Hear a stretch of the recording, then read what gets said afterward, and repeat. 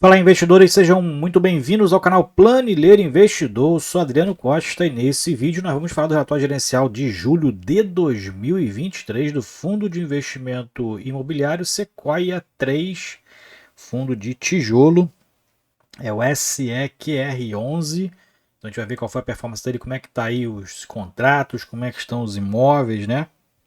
E o que a gestão está fazendo, qual é a visão de mercado. Fique conosco então se você gosta desse tipo de assunto, tá?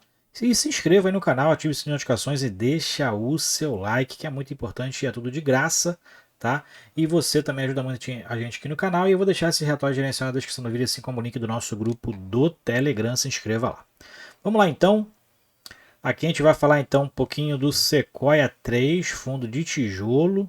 Né? Um fundo que tem aí alguns segmentos, né? Call center, galpões, né? Segmento de varejo, loja de varejo, né? Então a gente vai ver aqui algumas características para quem não conhece, tá? O fundo, então, ele tem aqui 100% dos imóveis locados, né? Aluguéis estão em dia. Então, esse aqui é uma notícia boa, pelo menos aqui, já de início do resumo do mês de julho, né?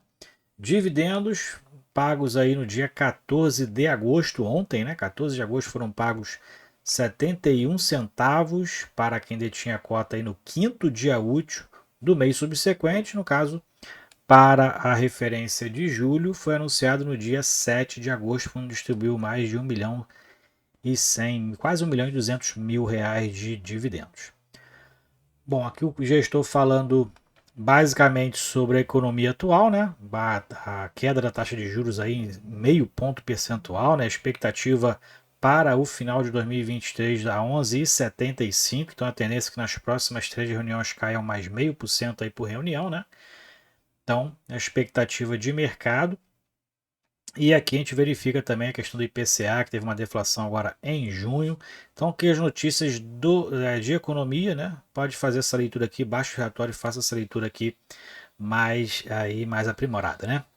E aqui na performance do Sequoia 3, então a gente verifica o fundo fechou a 67,29 mês de julho, hoje dia 15 encerrou basicamente aí praticamente a esse preço também, 67,34. Foi uma valorização de 7,85% em relação a junho.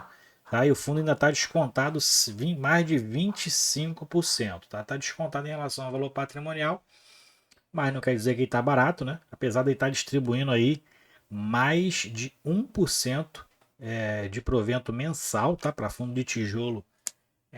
Se você adquire ele hoje a esse preço de mercado, a Guindas Distribuição, inclusive, né, chega até a 74 centavos aí de expectativa até dezembro. Né? Então o fundo tem distribuído bons proventos, tem contratos ali sem inadimplência, né? Não são muitos contratos, são 5 contratos, são 5 imóveis também para 4 empresas diferentes, porque a Atento ela né, ocupa, né, 2 imóveis do fundo.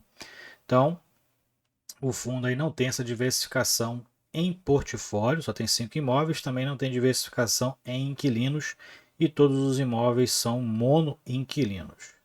Aqui algumas informações sobre o fundo, né? Mais propaganda do fundo do que outra coisa, né? Ele fala aqui sobre qualidade do portfólio, né? Consistência, realmente né, as empresas ali bem consolidadas ali dentro dos imóveis, mas apesar disso não tem aumentado assim substancialmente a quantidade de cotistas, né? Teve um aumento mais relevante agora de junho para julho, né? Mas o fundo aí segue ainda com menos de 5.500 cotistas na sua base, tá? Eu não sou cotista do fundo, mas se você compartilhe com a gente aí nos comentários qual foi a estratégia que você usou, por que você investe no Sequoia 3. Expectativa de distribuição, como eu falei, o fundo está com a expectativa de distribuição entre 69 e 74 centavos por cota. Essa é a expectativa ali até dezembro de 2023, né? Então aumentou aqui a Guindas Distribuição por conta também dos reajustes de contratos que teve agora no mês de junho, né? Que aumentou aí um pouquinho a receita. E é o que a gente vai ver um pouquinho mais para baixo aqui na DRE gerencial do fundo. Tá? Antes tem um resumo aqui de alguns números, né, e também das características do fundo. Né? Quem gere o fundo é a Sequoia Fundo de Investimento Imobiliário. que dá o nome do fundo, né? Quem administra é a Vortex. A gente tem aqui o ticket de negociação na B3, o fundo que é um fundo novo, tem desde fevereiro de 2021, um pouco mais de 2 anos. E tem aqui público-alvo investidores em geral, prazo indeterminado e paga aqui taxa de gestão e administração de 1,24% sobre o patrimônio líquido e também prevê uma taxa de performance de 20%, 20% ao ano sobre o que exceder o benchmark do fundo, que é IPCA mais 5,5%. É um fundo pequeno, também não tem a liquidez, tem uma liquidez baixa no mercado, né? Ele tem um patrimônio atualmente de 150 milhões de reais, está descontado aí 25%, tá? Então está em torno de 110 milhões de reais a preço de mercado e o valor da cota patrimonial R$ 90,31, sendo negociada a R$ 67,34. Aqui a gente verifica a tese de investimentos do fundo. Ele tem aí imóveis logísticos, né? Tem galpões logísticos, tem aí imóveis de varejo fora de shopping center, que são os contact center, né, que eles chamam, e também tem como estratégia investir em lajes e edifícios comerciais, né? No caso tem uma loja de varejo. Aqui mais para baixo a gente verifica a política de dividendos, né? Anuncia no quinto dia útil, paga no 10º dia útil, né? Então, dentro da performance da cota também a gente verifica que desde o início dele ali, né? É um fundo na cota na base 100, a gente verifica que a queda aqui constante do fundo nesses períodos aí, principalmente de pandemia. Mais para baixo que a gente vai verificar a demonstração de resultados, bem resumida, né? Como a gente verifica aqui, o imóvel da Penha é o único que possui ali aluguéis securitizados, ou seja, o que o fundo para comprar, né, fez ali uma alavancagem, né? No caso, paga aqui as parcelas do fundo com os aluguéis que recebe, né? Então, parte do aluguel que recebe do imóvel da Penha, ele é securitizado e vai direto ali para o credor. E como a gente verifica aqui em julho, o fundo teve aqui em junho, né? Teve uma alta na receita, né? Subiu um pouquinho a receita aqui, provavelmente em relação a algum reajuste contratual, né? E o fundo então teve uma despesa extraordinária também aqui em julho que fez reduzir esses resultados aqui embaixo, né?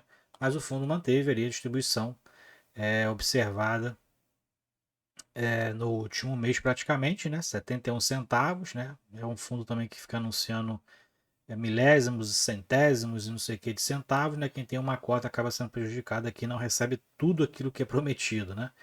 Então, o fundo aí segue com as receitas regulares, né? Linearizadas, sem nenhum problema, sem nenhuma inadimplência. Esses daqui são os imóveis do fundo. Então, é uma loja alocada para Habitarte, né? Imóvel lá de Jandira, em Madureira, na Penha, Andes, no Rio de Janeiro, né? E o Magna Sap, lá no Rio Grande do Sul. Esses são os percentuais em relação à avaliação, né? Preço patrimonial de cada imóvel. Então, tem maior valor patrimonial é o Atento Madureira, que, se eu não me engano, também é o que tem maior área bruta locável, né? Então, ele fala aqui algumas características do fundo, né? Portfólio diversificado, não concordo, né? Não concordo, porque são só 4 empresas diferentes, 5 imóveis, não tem diversificação em imóveis, né? Qualquer saída aqui, qualquer redução ali, ou qualquer reestruturação financeira de qualquer uma dessas empresas prejudica muito as receitas do fundo. 100% ocupação, ponto positivo, são 5 imóveis apenas, 152 milhões em valor e mais de 41 mil metros quadrados de área bruta locável. E mais para baixo a gente verifica a receita por imóvel. Então, maior receita também vem do Atento Madureira, né? Então, basicamente ele é o maior imóvel em área bruta locável, em valor patrimonial e em receita também, né? Então, a maior receita vem do Atento Madureira. Dentro da exposição por estado, a maioria está no estado do Rio, né? Porque os imóveis da Atento estão concentrados ali na Penha e em Madureira, né? Então, a maior concentração do fundo está no estado do Rio de Janeiro, mas os percentuais são bem equilibrados aqui pelo que a gente vê. Dentro da exposição por locatário, a gente verifica, né? Atento Então 39% representa um percentual bem grande, né? O único que não representaria aqui numa possível saída um impacto tão significativo é essa aqui de 8% da Marché. Então ela não teria ali um impacto tão grande, mas as outras, qualquer uma ali que fizer algum tipo de reestruturação ou saída, o fundo sentirá bastante realmente. E o tipo dos contratos, apenas 38% são atípicos e o restante são contratos típicos. Aí varia das garantias, né? Das formas de recebimento, do tempo dos contratos. E 10% dos contratos vence em 2024, né? É o imóvel da Penha, o Atento Penha, vence em março de 2024. A gente vai acompanhar aí, está acompanhando essa renovatória aí, né, que pode acontecer nos próximos meses, né? Aqui é a exposição geográfica, né? Algumas informações que a gente já falou já, a questão né, dos imóveis, dos locatários, né? E aqui a gente verifica o vencimento dos contratos, né? Então, esse aqui, o de março de 2024, é o Atento Penha, então é o que está com vencimento mais próximo, tem a segunda menor representatividade em relação à receita oferida, né? Mas tem uma representatividade aqui interessante, 270 mil reais de receita vem do Atento Penha, né? Então tem um percentual ali bem relevante, apesar de ser apenas o quarto em tamanho de receita, né? Porque o outro é bem pequenininho, é bem menor do que os outros, na verdade, né? Loja Habitart, 155 mil. Esse teria um impacto menor se saísse, mas o restante, qualquer um deles ali teria um impacto bem grande. Esse é o grande risco hoje do fundo que eu vejo. Aqui é a especificação de cada um dos imóveis, tá? Você pode baixar o relatório gerencial aí, fazer essa leitura mais detalhada de cada imóvel, localização, tá? São realmente bons imóveis, tá? Empresas ali que honram ali os seus compromissos, né? Então tem ali os contratos bem estruturados, não tem inadimplência, são vários pontos positivos que se tem aqui no Sequoia. O único risco realmente é a concentração ali de imóveis monoinquilinos, não tem diversificação em relação à quantidade de imóveis, nem quantidade de inquilinos, mas o fundo, pelo menos os inquilinos são bons pagadores, né? Então isso é importante também levar em consideração como ponto positivo. Ok? Então é isso aí, relatório gerencial do Sequoia 3, fundo de tijolo, segue bem descontado aí, não quer dizer que está barato, né? Mas segue bem descontado aí no mercado em relação ao seu valor patrimonial e tem pago aí mais de 1% de provento em relação ao seu valor de mercado, ok? É isso aí então. Se você gostou do vídeo, deixe o like, se inscreva no canal. Até o próximo. Tchau, tchau.